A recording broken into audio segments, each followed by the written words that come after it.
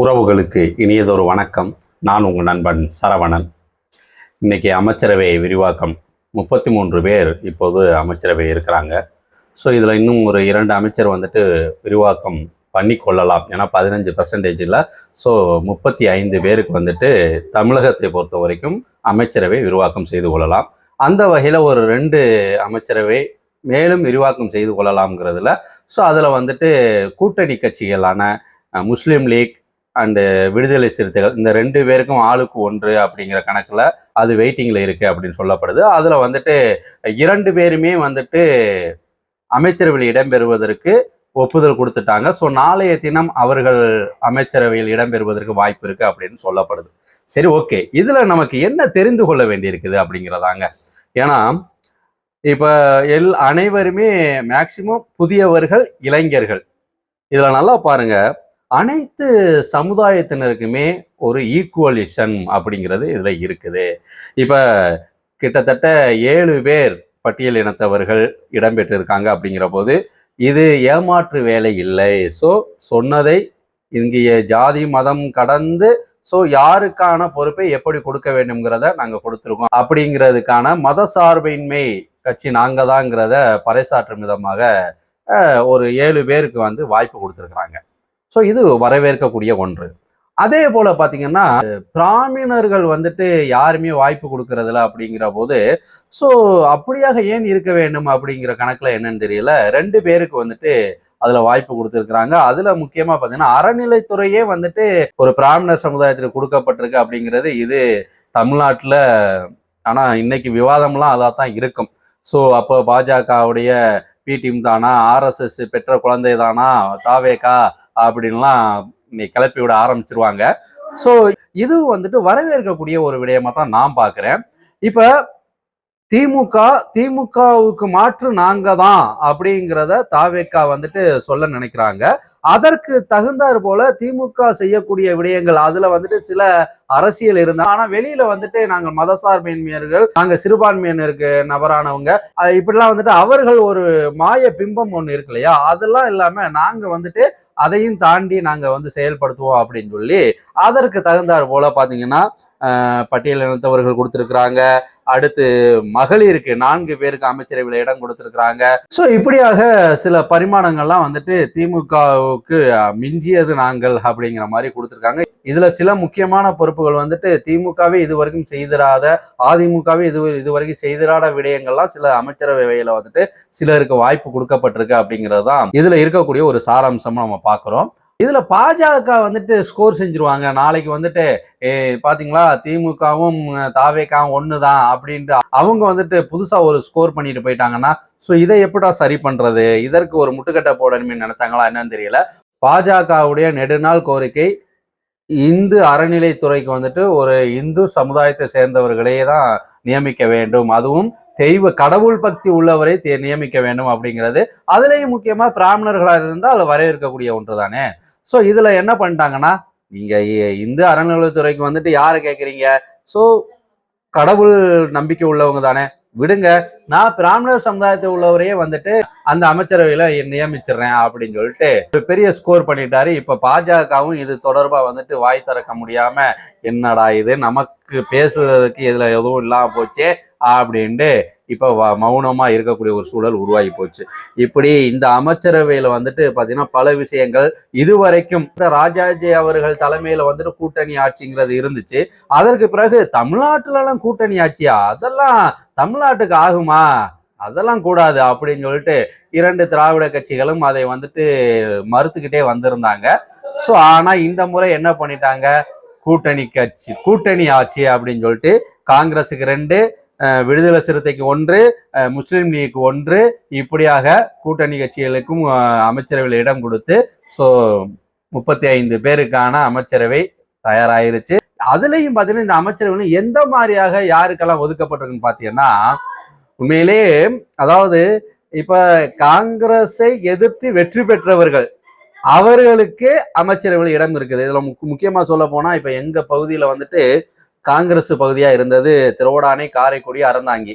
So இந்த 3 தொகுதியிலையுமே காங்கிரஸ் வேட்பாளர்களை எதிர்த்து தான் ஸோ இந்த தாவேக வேட்பாளர்கள் வந்து வெற்றி பெற்றாங்க. அந்த 3 பேருமே அமைச்சரவையில இடம்பெற்றிருக்காங்க.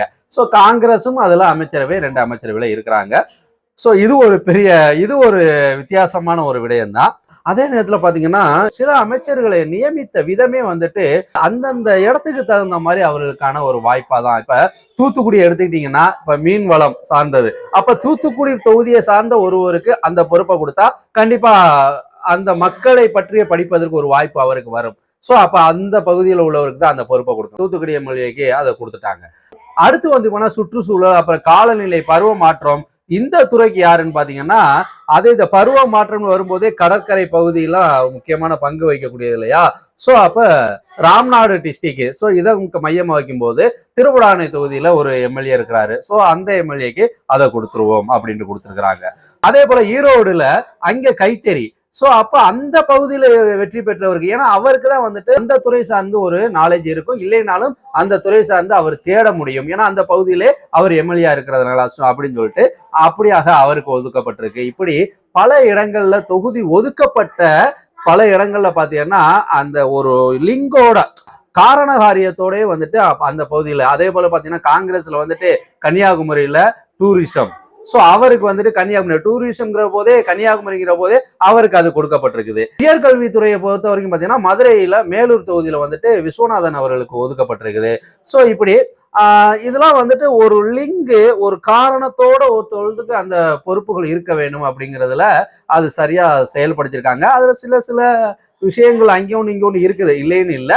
ஆனா இன்னைக்கு கொடுக்கப்பட்ட அந்த பொறுப்புகள்ல இருந்து நம்ம தெரிந்து கொள்ள வேண்டிய பல விடயங்களா இது இருக்குது. உண்மையிலேயே வரவேற்கக்கூடிய ஒரு நல்ல ஒரு விடயமா தான் இதை நம்ம பாக்குறோம். ஸோ இந்த இதுல வந்துட்டு நம்ம தெரிந்து கொள்ள வேண்டிய ஒரு விடயமா என்னன்னு பாத்தீங்கன்னா, இப்ப அதிமுக 2ஆக பிளவுபட்டிருக்குது. ஸோ இப்ப அதிமுக ஒரு சாரார் வந்துட்டு தாவேகாவுக்கு ஆதரவு கொடுக்க போறாங்க, அவங்களுக்கு அமைச்சர் பதவி கொடுக்க போறாங்களாம், பத்திரிகை செய்திகள்லாம் உலா வந்துச்சு இல்லையா. சோ அது அவர்கள் வெளிப்படையா அவங்க சொல்லல என்ன. சோ இப்ப அவங்க என்ன சொல்றாங்கன்னா கட்சியில எல்லாரையும் இணைக்கணும் அப்படிங்கறத தான் அவங்க வந்துட்டு சொல்லிக்கிட்டு இருக்கிறது. சோ அதற்காகத்தான் நாங்க வந்துட்டு ஆதரவு கொடுத்தோம். சோ அப்படியாவது வந்துட்டு பொதுச் செயலாளர் எடப்பாடி அவர்கள் வந்துட்டு ஒரு புரிதலோட கட்சியில எல்லாரையும் ஒருங்கிணைக்கிற அந்த எண்ணம் அவருக்கு வருங்கிற மாதிரி இன்னைக்கு எல்லாருமே வந்துட்டு பேச்சுவார்த்தை நடத்தக்கூடிய ஒரு விடயமா இருக்கு. ஆனா பிரிவா இருக்குது. இப்ப அவர்கள் அதுல இருந்து எல்லோரையும் ஒருங்கிணைப்பதா இல்ல இருக்கக்கூடியதே வந்துட்டு எப்படி கட்டமைக்கணும்னா அவர்கள் புதிதாக பாடம் கற்க வேண்டிய ஒரு இடத்துல இன்னைக்கு அதிமுக இருக்கிறாங்க. இப்ப அதிமுகல இருந்து பலரும் வந்துட்டு பல முன்னார்கள்லாம் வந்துட்டு இப்ப தாவேகா நோக்கி போயிட்டாங்க வேற. சோ இப்படி இருக்கிறதுல இப்ப அதிமுக குழப்பத்துல இருக்கக்கூடியதா இருக்கு. சரி, அங்க கட்சியாத்தான் குழப்பமா இருக்கு அப்படிங்கிற போது கூட்டணி கட்சிகள் அது அப்படியே இருக்குது. இது வரைக்கும் என்டிஏ கூட்டணி என்னவாக இருக்க போகுது அப்படிங்கிற, ஆனா கட்சி பிளவுபட்டு இருக்குது அங்க. சோ அது ஒரு தாவேகால ஏற்பட்ட ஒரு மாற்றமா மாறிடுச்சு. அடுத்து இன்னொரு பக்கம் பாத்தீங்கன்னா திமுக கூட்டணி, அங்க வந்துட்டு திமுகவுக்கு பலமே வந்துட்டு கூட்டணி பலம் தான். சோ இப்ப அதிமுகவது தனிச்சு இருந்தே எங்களால் இவ்வளவு ஓட்டு வாங்க முடியும்னு சொல்லி அவங்க வெற்றி பெற்று ஆட்சியே பெற்ற ஒரு கட்சி. அதனால அவங்க தனிச்சு இருந்தாலே எவ்வளவு ஓட்டு சதவீதம் அவர்களுக்கு அப்படிங்கிறது அவர்களால் நிரூபித்த ஒன்று. ஆனா திமுக அப்படியாக தனித்து நின்று அவர்கள் ஓட்டு சதவீதத்தை வந்து இதுவரைக்கும் நிரூபிக்கல.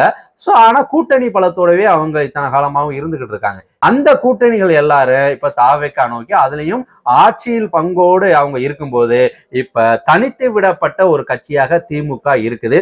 அதோடு இருக்கக்கூடிய ஒரு கட்சி, அதாவது உதயசூரியன் சின்னத்திலே இருக்கக்கூடிய மற்ற கட்சிகளும் தாண்டி இன்னொரு கட்சி இருக்குன்னா அது தேமுதிக தான் இப்ப இருக்கக்கூடிய ஒரு கட்சியா இருக்குது. சோ அப்ப தேமுதிகவும் திமுகவும் தான் இப்ப வந்துட்டு இருக்கக்கூடிய அவங்க, அது என்ன லாபியான கட்சி அப்படிங்கிறது நம்ம சொல்ல வேண்டியதுல அது எல்லாருக்குமே தெரிந்த ஒன்று. சோ இப்படியாக இப்ப திமுகவும் தனித்து விடப்பட்டு கூட்டணிகள் யார் என்று தெரியாமல் தனித்து விடப்பட்டிருக்குது.